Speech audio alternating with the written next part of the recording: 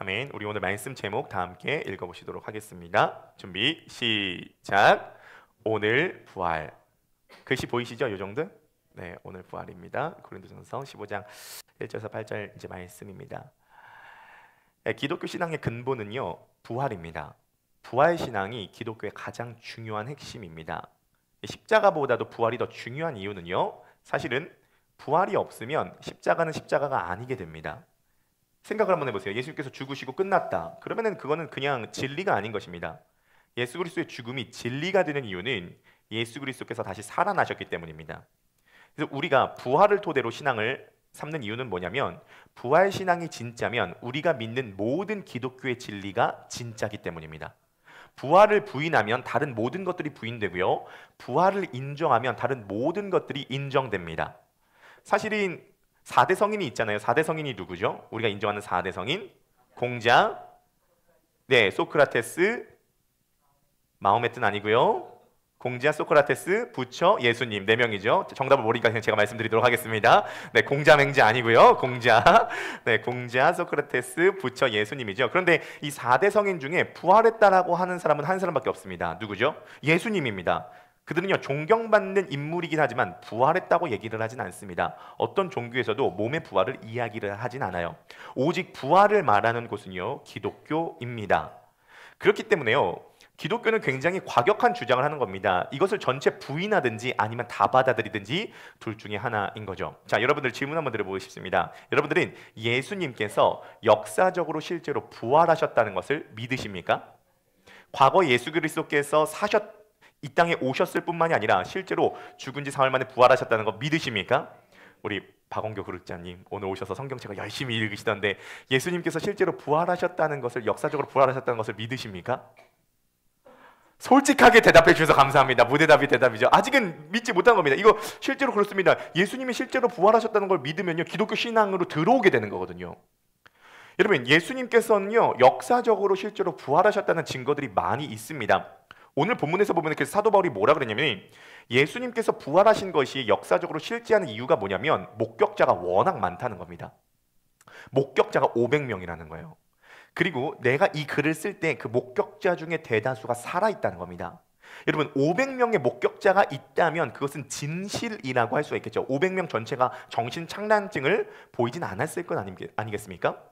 그리고요, 한 가지 더 자면요, 예수님께서 부활을 하셨을 때 그 부활을 목격한 첫 목격자들이 있었습니다. 그 첫 목격자들이 남자였을까요? 여자였을까요? 여자였습니다. 근데 이것은 매우 중요한 증거가 되는 것이 무엇이냐면, 그때 당시에 여자는요, 법정에서 증언의 효력이 없었습니다. 여자가 말하면 아무도 안 믿었어요. 만약에 예수님의 제자들이 예수님의 부활을 믿게끔 하고 싶었다면 여자를 목격자로 쓰지 않고 당연히 100% 남자를 목격자로 썼을 것입니다. 자, 그런데요, 복음서에 보면요, 예수님의 부활을 첫 번째로 목격한 사람들이 여자로 쓰여진 이유가 무엇일까요? 팩트니까요. 팩트가 아니고선, 사실이 아니고선 여자를 첫 목격자로 쓸 수 없다는 것입니다. 그리고요, 그 부활을 목격했기 때문에 제자들은요, 그렇게 뿔뿔이 도망갔다가 다시 예수님께 돌아와서 예수님의 부활을 목격했기 때문에 자신의 생명을 걸고 이 복음을 증거할 수 있었다라는 것입니다. 근데요, 아무리 이런 식으로 부활에 대해서, 이걸 변증이라 그러죠, 부활에 대해서 논리적으로 변증해도요, 안 믿을 사람은 안 믿고요, 믿을 사람은 믿습니다. 왜냐하면 어차피 믿음의 영역은 살아계신 성령 하나님의 영역이기 때문입니다. 저는 바라기는 오늘 여기 모이신 모든 성도님들께서 예수 그리스도의 부활을 믿으실 수 있게 되기를 주님의 이름으로 간절히 축복합니다. 자, 그런데요, 중요한 게 뭐냐면요, 여러분, 예수님의 부활의 의미가 뭐죠? 우리는 자꾸 뭉뚱그려서 이해하는 경향이 많습니다. 예수님 부활하셨구나, 어떻게 부활하셨나, 이렇게 뭉뚱그리는 경향이 많아요. 그런데요, 오늘은 이제 1부, 2부 말씀을 들으시면 예수님의 부활이 갖는 여러 가지 의미에 대한 핵심적인 부분을 다 이해하실 수 있게 되실 겁니다. 일단 먼저 이해하는 게 중요하거든요. 무턱대고 믿으면 안 돼요. 일단 먼저 이해하고 그 이해를 바탕으로 믿는 것이 매우 중요하다는 것입니다. 자, 먼저 부활이란 무엇이냐면요, 죽은 사람이 살아난다는 것이겠죠. 죽은 사람이 살아나는 것이 부활인데요, 예수 그리스도의 부활의 의미는요, 예수 그리스도께서 죽음을 쳐 부쉈다는 이야기입니다. 한번 읽어보실까요? 다 함께 시작. 부활이 예수 그리스도께서 죽음을 쳐 부쉈다라는 것입니다. 여러분 믿으십니까? 네, 예수 그리스도께서 죽음을 쳐 부쉈다라는 것이 부활의 의미입니다. 우리 옆에 바라보시면서 한번 인사하실까요? 예수님께서 부활을 쳐 부셨습니다. 시작. 네. 예수님께서 부활을 이기셨다. 예수님께서 부활을 쳐 부셨다가 이제 부활의 핵심적인 의미입니다. 자, 여러분 다 죽으시죠?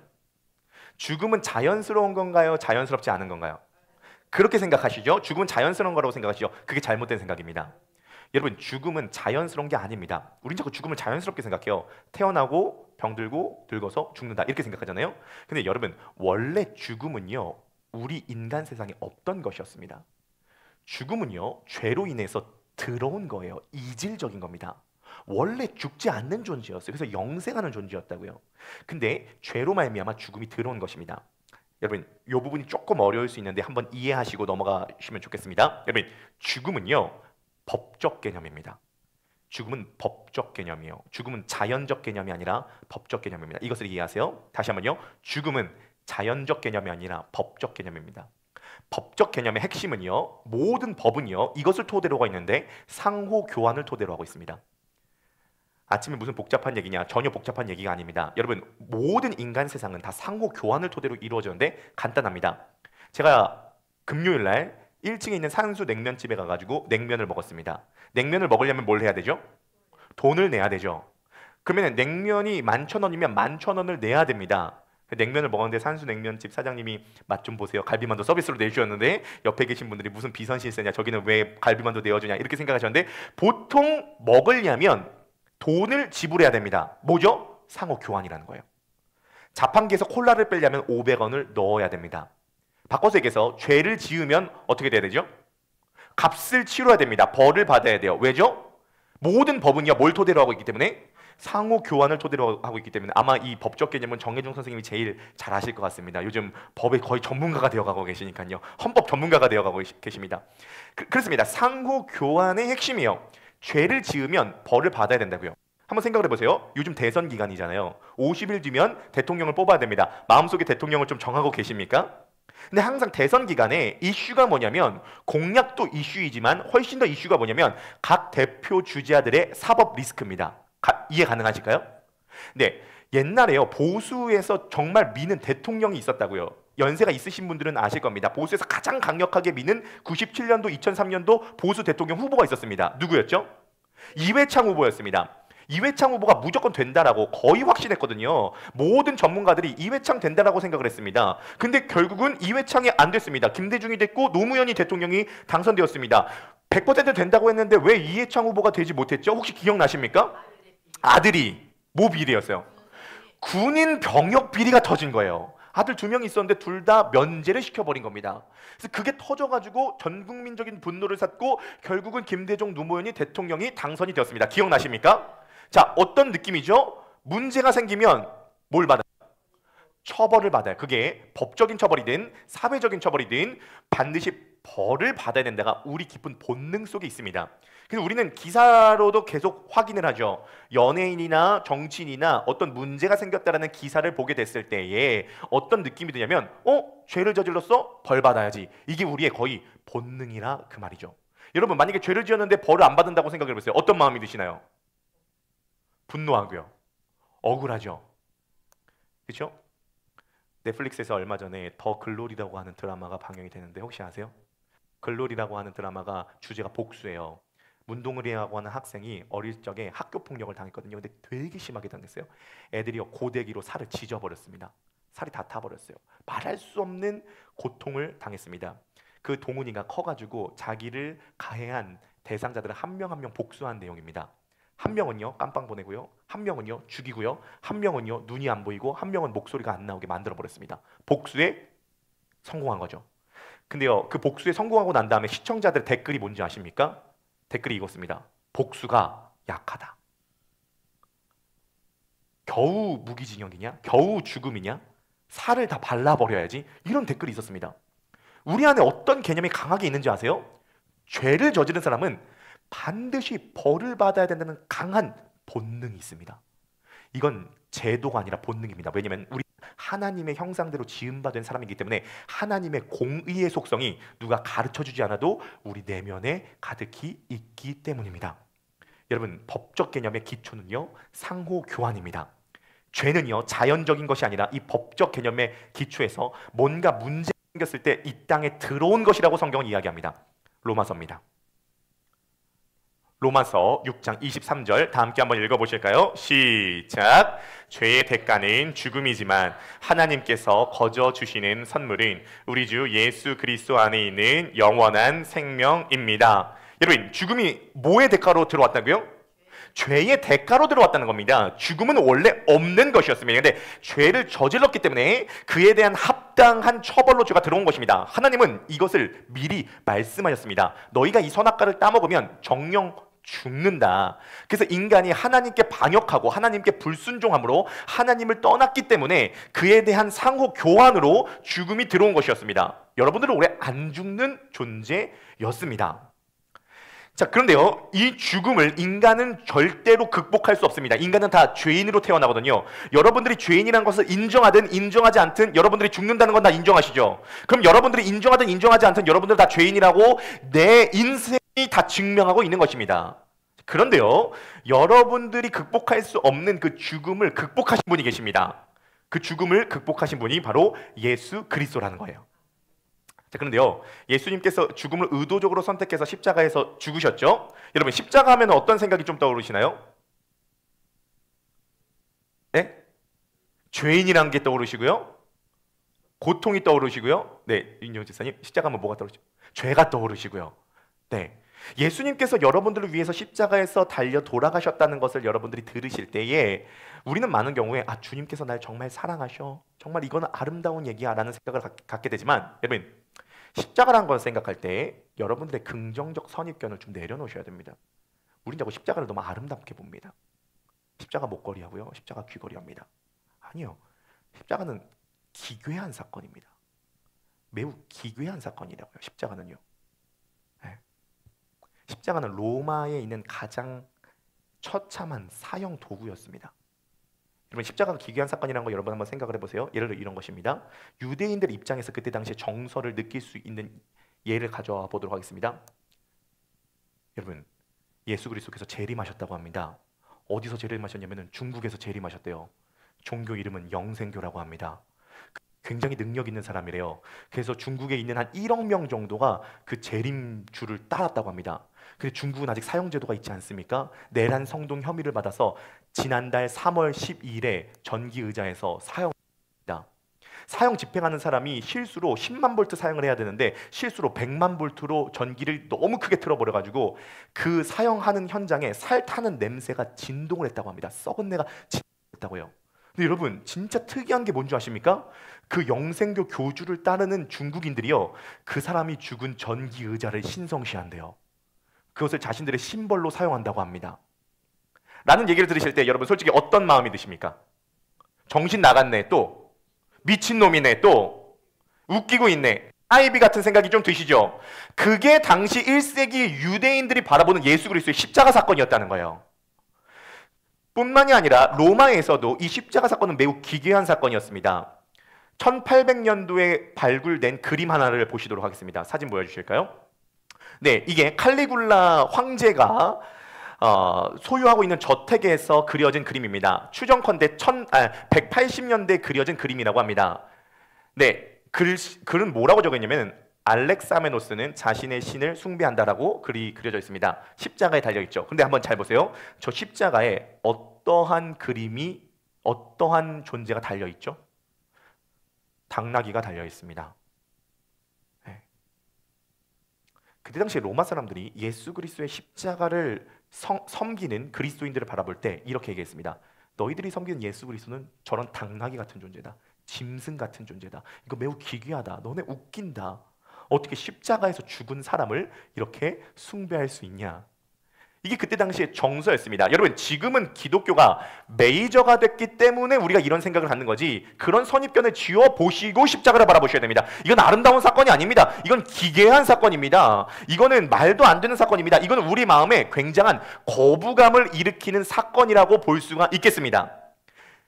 이 모든 십자가가 가장 강력한 인류 역사의 분기점을 만들어내는 이유는 예수 그리스도께서 십자가에서 죽으셨을 뿐만이 아니라 다시 살아나셨기 때문입니다. 살아나셨기 때문에 이 십자가 사건은 우리의 죽음을 정복한 가장 강력한 사건이 되었다는 것입니다. 자, 그러면요, 여러분들에게 중요한 질문 하나 좀 드려보고 싶습니다. 예수 그리스도께서 죽음에서 부활하셨습니다. 어떻게 부활하셨죠? 어떻게 부활하셨죠? 어떻게 부활하실 수 있었죠? 우리는 자꾸 뭉뚱그려서 생각합니다. 하나님의 능력으로 부활했다, 성령의 능력으로 부활했다 라고 생각을 합니다. No! 정확하게 알고 계셔야 됩니다. 예수님께서 왜 죽음에서 부활하실 수 있으셨냐면요, 다시 한번요, 죽음은요 법적 개념입니다. 법적 개념의 핵심은 상호 교환입니다. 상호 교환은요, 내가 죄를 저지르면 죄에 대한 대가로 따라오는 것이 상호 교환입니다. 예수님께서 왜 부활하셨냐면, 예수님은 우리의 죄로 인하여서 죽으셨지만 근본적으로는 죄가 없는 분입니다. 그렇기 때문에 근본적으로는 죄가 없는 분이기 때문에 죽음 입장에서 죄 없는 사람에게 자기를 주장할 명분이 없는 것입니다. 이게 예수님께서 죽음에서 부활하실 수 있는 이유라는 것입니다. 그러므로 예수님은 죄 없는 분이라고 하는 것이 부활로 증명된 거고, 그럼 예수님은 왜 죽으셨죠? 죄가 없는 분인데요? 우리 죄 때문에 죽으신 겁니다. 그러므로 예수님은 죄가 없는 분이기 때문에 상호 교환의 법칙에 의해서 부활하신 거고, 그러면 우리 죄에 대한 대가로 죽으셨다는 것이 증명이 됐기 때문에 예수 그리스도의 부활은 우리의 죽음도 끝났다라는 것을 자연스럽게 증명한다는 것입니다. 예수님께서 부활하신 이유는 성령의 능력으로 부활하신 거 맞죠? 하나님의 능력으로 부활하신 거 맞죠? 그러나 더 핵심적으로는 그분이 죄가 없기 때문에 법적으로 죽음 입장에서 유명한 대사로 명분이 없다. 그러니까 명분이, 예수 그리스도를 잡을 명분이 없었던 것입니다. 여러분, 삼례 나라 슈퍼 사건 혹시 아십니까? 삼례 나라 슈퍼 사건, 전북 한 슈퍼에 있었던 사건인데, 이 슈퍼에 있는 시골 슈퍼에 있는 할머니가 강도 살해를 당하십니다. 강도 살해를 당하셨는데 용의자를 찾아보니까 용의자 3명이 나왔습니다. 남자 청년 3명이었어요. 경찰이 이 3명을 수사해서 잡아 넣었습니다.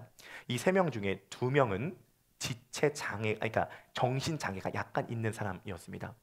전국민적인 분노를 샀죠. 어떻게 늙은 노인 1명을 청년 3명이 죽일 수 있느냐, 전국민적인 분노를 샀습니다. 근데 그거 아십니까?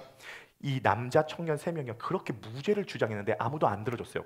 이게 1999년도에 있었던 사건인데 2016년도 17년이 지나서 과학수사가 발전이 돼가지고 진범이 잡힌 거예요. 진범이 잡혔습니다. 자, 질문 드려보겠습니다. 진범이 잡히고 난 다음에 원래 용의자로서 구속됐던 이 사람들은 어떻게 되죠? 풀려나죠. 왜죠? 죄가 없으니까요. 풀려날 뿐만이 아니라 억울하게 감옥살이를 했기 때문에 손해배상 15억을 받았습니다. 얼마 전에 용의자라고 하는 영화로 제작된 건 이 모티브입니다. 이 사람들이 감옥에서 풀려난 이유는요, 무죄가 입증됐기 때문입니다. 무죄가 입증되면 더 이상 감옥에서 잡아낼 법적인 근거가 없습니다. 예수님의 부활 사건을 이렇게 이해하시면 됩니다. 예수님께서 죄와 죽음의 그 자리에서 부활하실 수 있는 이유는 예수님께서 근본적으로 죄가 없으신 분이라고 하는 것이 판명이 났기 때문이고, 그것은 예수님께서 죽으신 이유는 우리의 죄의 대가를 주님께서 대신 짊어지셔서 죽으셨기 때문이라는 것이 판명이 난 것입니다. 그래서 바울은 고린도전서 15장에서 뭐라고 얘기를 하냐면, 너희가 만약에 부활을 부인하면 너희들이 믿음도 헛것이고 우리들이 이렇게 복음을 전하는 것도 헛것이다. 왜냐하면 예수님께서 만약에 죽으시고 난 다음에 부활하지 않으셨으면 예수님은 본인 죄 때문에 죽으신 게 되는 겁니다. 근데 부활하셨기 때문에 본인 죄 때문에 죽으신 것이 아니라 우리 죄 때문에 죽으신 것이, 부활 때문에 십자가의 의미도 다 풀려버리게 되었다는 것입니다. 이해가 되십니까? 이것이 예수님께서 부활하실 수 있는 이유였습니다. 첫 번째 적용 질문 한번 보도록 하겠습니다. 네, 첫 번째 적용 질문. 네, 한번 읽어보실까요? 시작.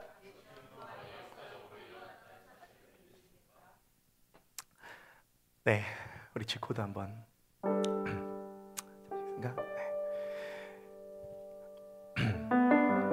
우리 섹션 1 끝났으니까요, 찬양 한 곡 하고 섹션 2로 넘어가 보도록 하겠습니다. 주 여호와는 주 여호와는 광대하시도다. 그 거룩한 하나님 성에서 찬양할지어다.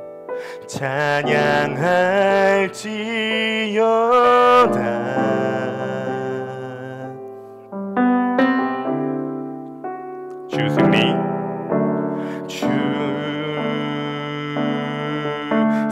우리에게 주셨도다.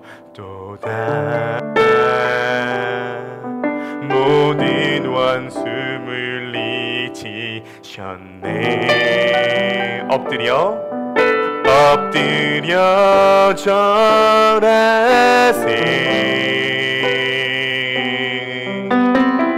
다 주의 크신 이름, 다 주의 크신 이름 높이며 우리에게 행하신 위대한 일 감사하세. 오 주의 신실하신 그 사랑 온 땅과 하늘 위에 계셔 홀로 영원하신 이름. 주 승리 우리에게 주셨도다. 주 승리 우리에게 주셨도다. 모든 원수 물리치셨네. 엎드려 절하세. 우리 함께 고백해 봅시다. 다 주의 크신 이름, 다 주의 크신 이름 높이며 자신의 이름을 넣어보세요. 종윤에게 행하신 위대한 일 감사하세. 오 주의 신실하신 그 사랑 온 땅과 하늘 위에 계셔 홀로 영원하신 다 주의 크신 이름 높이며 우리에게 행하신 위대한 일 감사하세. 오 주의 신실하신 그 사랑 온 땅과 하늘 위에 계셔 홀로 영원하신 이름. 아멘. 우리 옆에 바라보시면서 예수님께서 죽음을 이기셨습니다. 인사하시겠습니다. 아멘. 우리 사도행전 2장 28절 말씀 다 함께 한번 읽어보시도록 하겠습니다. 사도행전 2장 28절 24절 시작. 하나님께서 그를 사망의 고통에서 풀어 살리셨으니 이는 그가 사망에 매여 있을 수 없음이라. 예수님께서 사망에 매여 계실 수 없는 이유는 상호 교환적인 법칙에서 예수님은 죄가 없으시기 때문입니다.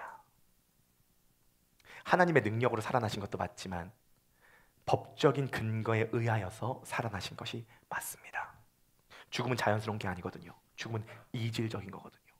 죽음은 죄에 대한 대가로 들어온 것이기 때문입니다. 네, 여기까지 좀 잘 따라오셨습니까? 네, 이해하고 계시죠? 어렵지 않으시죠? 그러면 이제 두 번째 섹션으로 넘어와서 도대체 이 부활이 나에게 어떤 의미가 있느냐는 것입니다. 이것이 기본 골자입니다. 예수 그리스도께서 부활하신 부활 사건에 대한 기본 골자인데요. 이것이 우리들에게 의미하는 게 뭐냐는 것입니다. 여러분, 복음에 대해서 우리가 눈이 열리는 게 매우 중요합니다. 복음에 대해서 눈이 열리는 게 매우 중요해요. 저는요, 예수님께서 십자가에 못 박히셨다라고 하는 그 사실을요, 어린 시절부터 들었지만 제가 느낀 정서들이 이것입니다. 여러분들은 어떤 정서를 느끼셨는지 모르겠어요. 제가 느낀 정서는 이런 거였습니다. 아주 어릴 적은요, 예수님께서 너를 위해서 십자가에 못 박히셨다. 감흥이 없어요. 관심이 없죠. 두 번째, 예수님께서 너를 위해서 십자가에 못 박히셨다. 그때 당시에 수련회 가가지고 영화를 틀어주더라고요. 그때 당시 느끼는 정서는 이거였습니다. 징그러, 아프겠다, 이런 느낌이었습니다. 제가 아직도 기억나는 게 초등학교 3학년 때 기독교 박물관에 가는데 거기에 뭐가 있었냐면 예수님께서 쓰신 가시면류관이 있었습니다. 가시가 30cm 됩니다. 엄청 굵어요. 그분이 그런 얘기를 하는 거예요. 예수님께서 이 가시면류관을 쓰시고 얼마나 아프셨겠습니까? 눈물이 납니다 하는데요, 저는 그냥 느껴지는 정서가 너무 아팠겠다, 징그럽다, 끔찍하다, 이런 느낌이었습니다. 그리고 난 다음에 성인이 돼서 예수님께서 우리를 위해서 죽으셨다는 것이 단순한 사건이 아니구나, 예수님께서 나를 사랑하사 나를 위하여 나의 죄 때문에 돌아가셨구나는 걸 인정하게 됐습니다. 저는 이게 복음인 줄 알았습니다. 그러나 이게 복음은 맞지만 복음의 전체를 설명하진 않습니다. 복음의 눈이 열려야 됩니다. 저는 어느 순간 말씀 속에 이게 있다는 것을 발견했지만 그전에는 말씀에 있어도 눈이 열리지 않으면 보이지 않습니다. 교리는 나중에 가서 확인했을 뿐입니다. 복음이 무엇인가를 우리가 정말 이해하는 게 중요합니다. 여러분, 복음은요, 예수 그리스도께서 우리를 위해서 행하신 사건도 맞지만 더 정확하게는 예수 그리스도에게 일어난 모든 일이 나에게도 일어났다는 것입니다. 다시 한번요, 복음은요, 예수 그리스도께서 일어난 모든 사건이 나에게도 일어났다는 것입니다. 우리 로마서입니다. 로마서 6장, 우리 3절부터 5절까지 다 함께 한번 큰 목소리로 읽어보실까요? 시작! 무릇 그리스도 예수와 합하여 세례를 받은 우리는 그의 죽으심과 합하여 세례를 받은 줄을 알지 못하느냐? 그러므로 우리가 그의 죽으심과 합하여 세례를 받음으로 그와 함께 장사되었나니 이는 아버지의 영광으로 말미암아 그리스도를 죽은 자 가운데서 살리심과 같이 우리로 또한 새 생명 가운데서 행하게 하려 함이라. 5절, 만일 우리가 그의 죽으심과 같은 모양으로 연합한 자가 되었으면 또한 그의 부활과 같은 모양으로 연합한 자도 되리라. 아멘. 우리 그 전절, 우리 4절 한번 보여주시겠습니까? 4절에 보면요, 그러므로 우리가 그의 죽으심과 합하여 세례를 받음으로 그와 함께 장사되었다고 얘기를 합니다. 우리는요, 예수 그리스도께서 우리를 위해서 죽으셨다고 생각합니다. 그런데요, 로마서에서 바울이 얘기를 하고 있는 핵심은 뭐냐면 예수님께서 너를 위해서 죽으실 뿐만이 아니라 예수 그리스도와 함께 너가 같이 죽었다는 것입니다. 실제로 여기서 보면 장사되었다고 했을 때 저 장사가 뭐죠? 장사가 뭡니까? 장례를 의미합니다. 장례식을 의미하는 거예요. 그러니까 예수 그리스도께서 십자가에서 죽으시고 장사 지냈습니다. 장례식을 치렀습니다. 근데 성경에서 이야기를 하고 있는 게 뭐냐면 그날 당신의 장례식도 이루어졌다는 겁니다. 우리는요, 어떤 시각으로 보냐면요, 예수님께서 무덤 동굴로 들어가는 걸 봅니다. 우리는 밖에서 무덤 안으로 들어간 예수 그리스도를 봅니다. 근데 성경이 말하는 건 그게 아니라 예수 그리스도께서 무덤 안으로 들어가는 걸 보라는 것이 아니라 너가 그 무덤 안에 같이 들어갔다는 것입니다. 여러분들 눈에 보이는 거는 무덤으로 들어가는 그리스도가 아니라 무덤 안으로 같이 들어가서 깜깜한 흑암이 여러분들 눈에 보였다는 것입니다. 그러므로 여러분들이 만약에 예수 그리스도를 믿는다면 그리스도와 함께 이미 죽은 자입니다. 한 가지 더 살펴보자면요, 예수 그리스도와 함께 연합해서 죽었다면 예수 그리스도께서 3일째 되던 날 부활하는 그 아침에 여러분들도 함께 무덤 동굴 문을 굴리고 여러분들이 함께 나왔다는 것입니다. 우리 눈은요, 이렇습니다. 우리가 보통 보는 시각은 이거예요. 무덤 동굴이 굴리고 부활하신 예수님이 걸어 나오는 것이 우리 눈에 보입니다. 그게 아니라 우리 눈에 보여야 되는 것은 무덤 동굴이 굴려가서 이 무덤 안으로 들어오는 아침 햇살이 보여야 된다는 것입니다. 걸어 나오는 예수님이 보이는 것이 아니라 예수님과 함께 내가 죽음에서 걸어 나와서 새 생명을 얻은 이 새벽 아침 빛이 우리 눈에 보여야 되는 것이지 부활하신 예수님이 보이는 것이 아니라는 것입니다. 그게 복음이 말하고 있는 핵심이에요. 이것을 교리적으로 Union of Christ, 그리스도와의 연합이라는 것입니다. 그러므로 여러분들은요, 예수 그리스도를 믿었을 때 예수 그리스도와 함께 죽었고 예수 그리스도와 함께 다시 부활하게 되었습니다. 이것을 교회 공식적으로 보여주는 세레머니가 세례인 것입니다. 세례는 뭐냐면 물 안에 들어갔다가 물 밖으로 나오는 것입니다. 물 안에 들어가는 것을 그리스도와 함께 죽음을 상징하고 물 밖으로 나오는 것을 그리스도와 함께 부활했다라고 상징하는 것입니다. 여러분, 그리스도의 부활이 중요한 이유가 뭐냐면 그리스도에게 일어난 부활 사건이 오늘 나에게도 일어난 사건이기 때문입니다. 그래서 4절 말씀에 보면요, 새 생명 가운데에서 우리가 행하게 된다. 예수 그리스도의 새 생명이 우리들에게 옮겨왔다라는 것이요. 이 부활은요, 나중에 죽고 난 다음에 부활만 의미하지 않습니다. 신약 성경의 이 부활은요, 70%에서 80% 미래의 부활이 현재로 치고 들어왔다는 것입니다. 현재 그 부활 생명이 여러분들 안에서 작동한다는 것이에요. 여러분들이 새 생명으로 부활하신다는 것을 성경적으로 한 가지만 더 증명을 해보도록 하겠습니다. 예수님께서 죽으시고 난 다음에 며칠 만에 부활하셨죠? 네, 3일 만에 부활하셨습니다. 실제로는 3일 만에 부활하신 것이 아니라 3일째 부활하신 겁니다. 72시간 만에 부활하신 것이 아니라 36시간 만에 부활하신 겁니다. 근데 우리가 놓치고 있는 게 뭐냐면 우리는 3일 만에 부활하셨다의 초점을 가지고 있습니다. 근데요, 3일 만에 부활하셨다가 초점이 아니라 어느 날에 부활하셨다가 초점이에요. 어느 날에 부활하신 겁니다. 예수님께서 돌아가신 날은 절기로 치면은 언제 돌아가셨죠? 금요일 날? 네, 6월절에 돌아가셨습니다. 6월절은요, 이스라엘 백성들이 이집트에서 탈출할 때에 10번째 재앙이 있었습니다. 10번째 재앙은 죽음의 신이 첫 장자를 죽이는 그러한 재앙입니다. 그런데요, 어린 양의 피를 문설주에 바르면요, 그 어린 양의 피를 보고 죽음의 신이 넘어갔습니다. 그래서 넘어간다, 6월, pass over 해서 6월절이 된 것입니다. 예수님께서는요, 6월절 어린 양이 되어서 금요일 날 돌아가신 겁니다. 자, 그런데요, 예수님께서 돌아가시고 난 다음에 다음 날이, 금요일 날 다음 날이 안식일입니다. 그리고요, 6월절이 있는 주간에 안식일 다음 날을 이스라엘 백성들은 매우 중요한 절기로 지키는데 초실절이라고 하는 절기로 지킵니다. 자, 그러므로요, 예수님은요, 3일 만에 부활하신 게 아니라 핵심은 초실절에 부활하신 겁니다. 다시 한번요, 이 중요합니다. 예수님께서 부활하신 건 3일 만에 부활하신 것이 아니라 초실절에 부활하신 게 중요합니다. 만약에 초실절이 5일 뒤면 5일 만에 부활하셨을 겁니다. 그럼 초실절은 어떤 주간이냐면 이스라엘 백성들이 한 해 동안 수확을 하는데 그 수확을 하는 첫 열매를 하나님께 드리는 날이 초실절입니다. 그 초실절로부터 시작해서 추수가 계속 이어지는데 추수가 며칠 동안 이어지냐면 50일 동안 이어집니다. 그래서 초실절 뒤에 오순절이 바로 추수의 절정기가 되는 것입니다. 이해가 되십니까? 그래서 예수 그리스도께서는 초실절에 부활하시고 성령님께서 50일이 지난 오순절에 강림하신 겁니다. 순복음의 오순절 교파가 아니라 이거는 예수님의 부활과 지금 연계가 되는 것입니다. 예수님께서 금요일날 돌아가시고 주일날 부활하신 것은 3일의 의미가 있는 것이 아니라 초실절의 의미가 있는 것인데 사도 바울은 이걸 뭐라고 얘기하냐면 예수님께서 초실절 한 해의 열매에 처음으로 드려지는 그 초실절에 예수님께서 부활하셨던 것은 잠자는 모든 자들, 죽은 모든 자들의 첫 열매로서 예수 그리스도께서 부활하셨다라는 것을 의미합니다. 자, 그럼 여러분 질문 한번 드려보도록 하겠습니다. 첫 열매를 수확하고 난 다음에 열매가 끝나나요? 열매가 계속 이어지나요? 계속 이어집니다. 며칠 동안 이어진다고요? 50일 동안 이어집니다. 예수님께서 부활을 처음 시작하시고 그 다음부터 50일 동안 추수가 이어지듯이 우리들의 삶도 예수 그리스도와 마찬가지로 그분의 뒤를 따르는 사람들이 부활의 연속이 계속 이어진다는 것을 증명한다는 거죠. 그 메시지를 전하기 위해서 초실절에 부활하셨다는 겁니다. 고린도전서 15장입니다. 다 함께 읽어보실까요? 시작! 그러나 이제 그리스도께서 죽은 자 가운데서 다시 살아나사 잠자는 자들의 첫 열매가 되셨도다.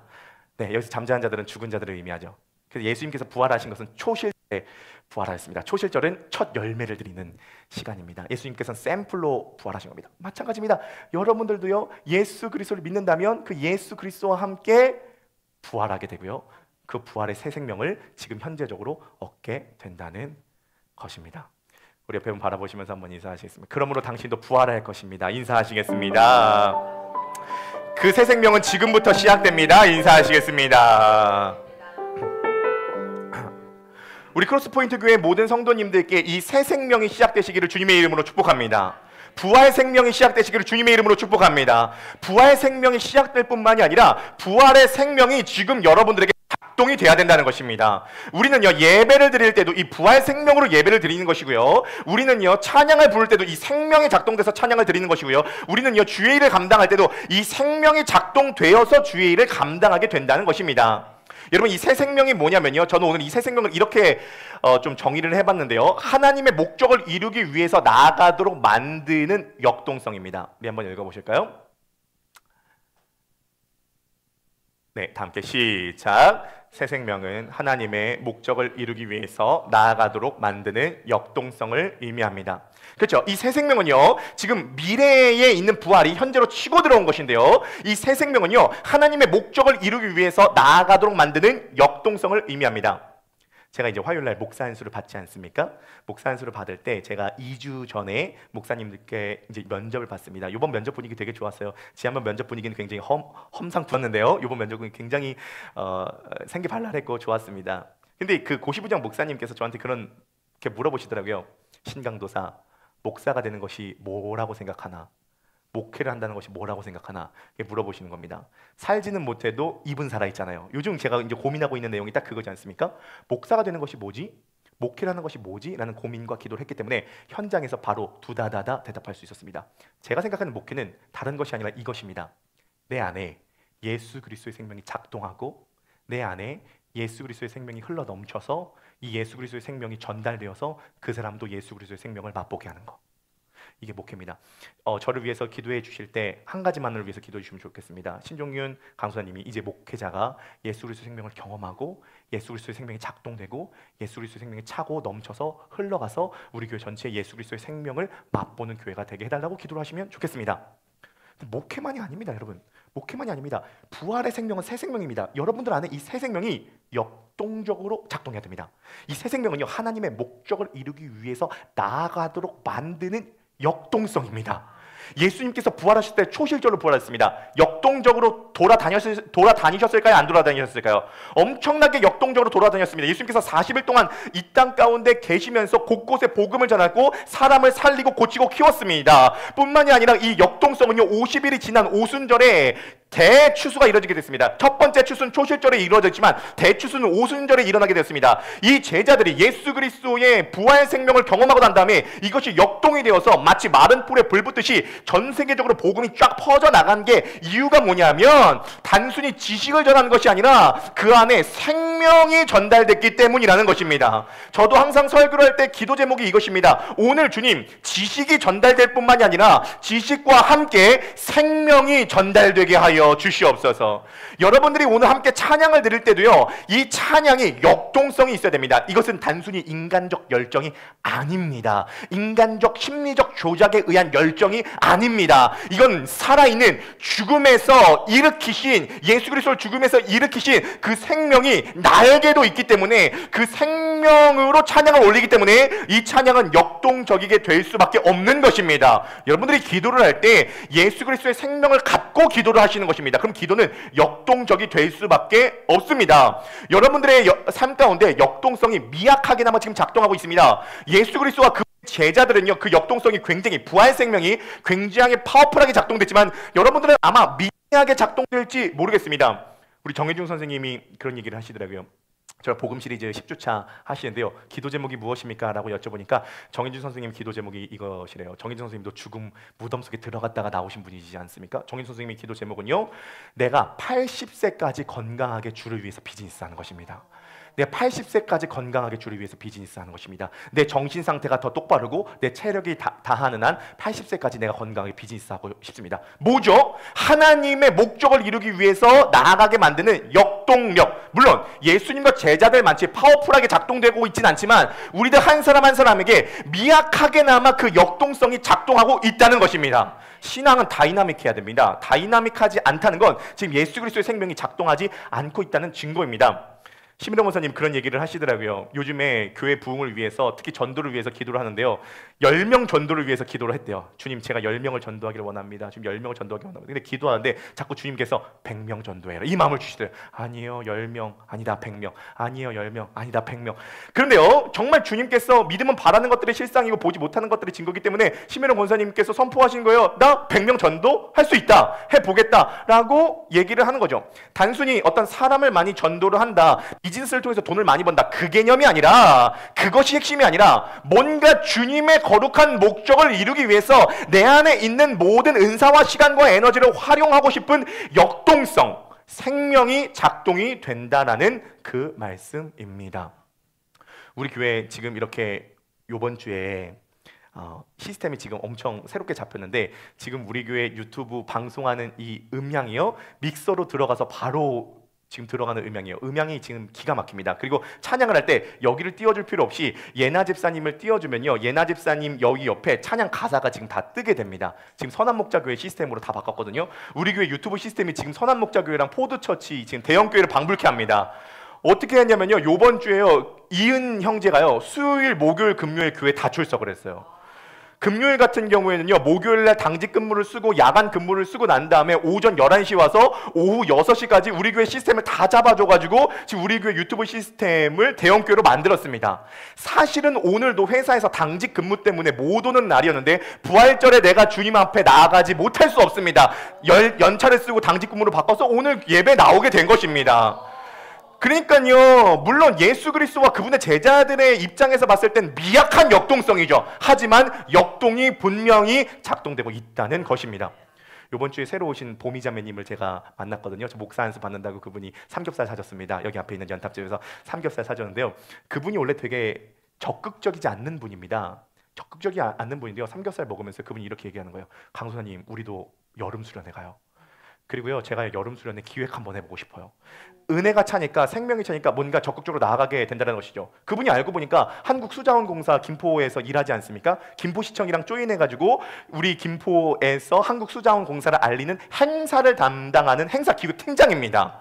그래서 그분이 자기 기획 같은 거 잘한다는 거예요. 수련회 빨리 가자는 거예요. 그래서 여름 수련회 자기가 기획해보고 싶다는 겁니다. 은혜를 받으니까요, 전도하고 싶은 영혼들이 생각이 난다는 것입니다. 그리고 저한테 이렇게 이야기를 하는 겁니다. 우리 교회 정식 예배 시간 외에 좀 교육 프로그램이 있었으면 좋겠습니다. 교육 프로그램 빨리 생겼으면 좋겠습니다. 제가 말했습니다. 있다. 이미 있다. 복음 시리즈 교재 있다. 시작하자. 언제부터 시작할까? 다음 주부터 시작하자. 그래서 보미자매님과 함께 다음 주 2배 예배 끝나고 복음 시리즈가 시작되는 이유가 뭐냐면, 보미자매 님이 요청을 해가지고 시작이 된 김에 함께 할 사람 같이 모집해서 한다라는 것입니다. 물론 성경부 하고 싶고 전도하고 싶고 수련회 가고 싶은 이런 것들이 예수 그리스도와 그분의 제자들의 입장에서는 미약한 역동이지만, 예수 그리스도의 새 생명이 우리들에게 있으면 나아가게 만든다라는 것입니다.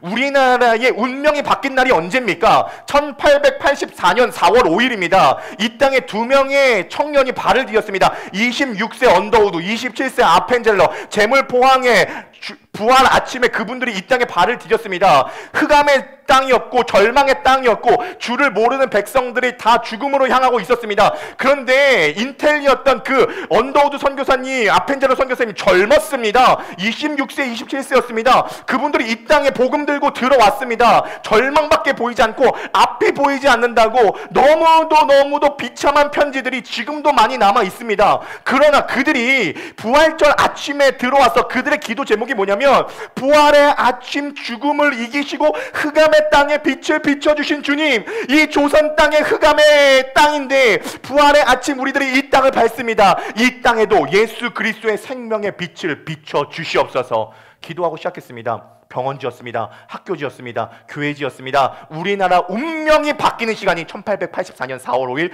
부활절 아침이었습니다. 그들 안에 예수 그리스도의 생명이 작동하면 하나님의 목적을 이루기 위해서 나아가도록 만드는 역성이 그들 안에 작동을 했다라는 것입니다.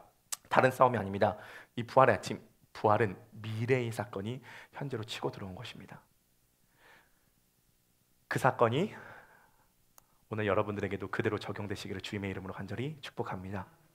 두 가지만 짧게 적용하고 마무리를 하죠.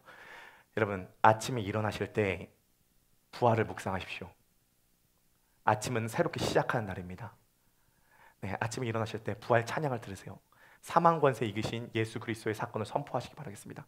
주님께서 어둠을 뚫고 빛을 이 땅 가운데 갖고 오신 것처럼 오늘 하루 부활 생명으로 살아가게 하여 주옵소서. 아침을 부활과 함께 여십시오. 두 번째 적용입니다. 여러분, 주일 자체가 부활을 기념하는 날입니다. 금요일날 돌아가셔서 주일날 살아났습니다. 그래서 우리는 토요일날 예배를 드리지 않고 주일날 예배를 드립니다. 여러분, 주일을 준비하십시오. 주일에 부활을 경험하도록 기도하십시오. 토요일 전날 일찍 주무시고요, 다음날 예수 그리스도의 부활이 나의 부활이 되도록 기도하시고요, 아침에 조금 일찍 오셔서 기도로 준비하셔도 좋습니다. 그러면서 기대하세요. 오늘 이 예수 그리스도의 부활이 나에게도 경험되게 해주시고 이 예수 그리스도의 사건이 나의 사건이 되게 하여 주시옵소서. 말씀을 정리하도록 하겠습니다. 죽음은 이질적인 것입니다. 죽음은 법적 개념입니다. 죽음은 상호작용입니다. 죽음은 죄에 대한 대가로 따라온 것입니다. 예수 그리스도께서 부활하신 이유는요, 그분은 근본적으로 죄가 없으시기 때문에 죽음 입장에서 잡아둘 명분이 없었기 때문입니다. 그 예수 그리스도의 사건은요, 우리와 떨어져 있는 사건이 아닙니다. 우리는 그리스도께서 무덤에 들어갈 때 같이 들어간 존재이고, 그리스도께서 부활하신 아침 같이 무덤 동굴을 굴리고 나온 존재들입니다. 신앙생활의 핵심은 다른 데 있지 않습니다. 그 부활의 생명이 우리들 안에 작동되도록 만드는 것입니다. 이 새 생명은 하나님의 목적을 이루기 위해서 나아가도록 만드는 역동성입니다. 역동성으로 신앙생활하고, 역동성으로 가정생활을 하고, 역동성으로 일을 하며, 이 역동성으로 주를 섬기며 영혼들을 섬겨나가게 될 때 절망의 땅에도 꽃이 피고 숲이 이루어진 그 역사가 기독교 역사 곳곳에 있습니다. 우리 크로스포인트 교회 성도님들의 모든 삶에 그 부활의 역동성으로 말미암아 그 열매들이 가득히 넘쳐나시게 되기를 주님의 이름으로 간절히 축복합니다.